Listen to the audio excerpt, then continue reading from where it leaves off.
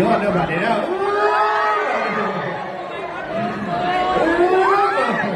เขาเพื่อผู้ใดไงผู้นั้นเด้อจะไปญาติน้องเพื่อนเด้อเนี่ย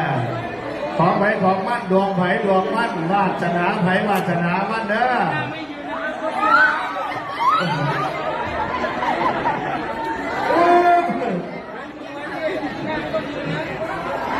แต่กินเป็นแนวอื่นลงพูใหม่ก็ร่างใจ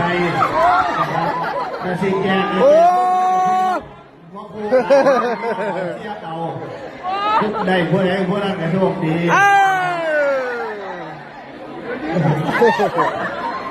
สาธุแต่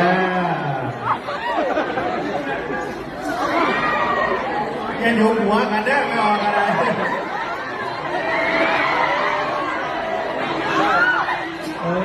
สาธุเมื่อไหร่ไม่ได้ไงเห็นว่าบัตรที่ได้ที่ผิดมากไม่โดนเก่าหรอกพี่น้องโอ้พวกมาได้พวกที่ผ่านเอาไปไหว้พระเด้อแม่บอกโอ้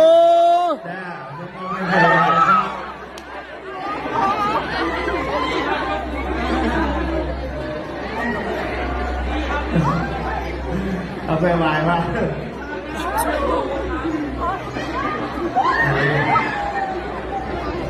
ครับเป็นตุ่มเลยมาเลยนี่นั่งขาบาดนั่งขาบาด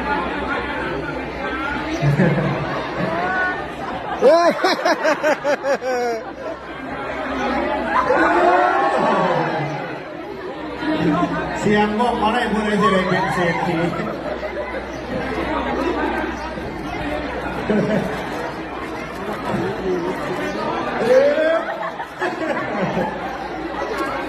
ยอดเพราะอะไรลงมัว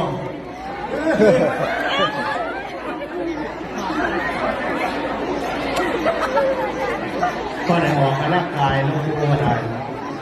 แต่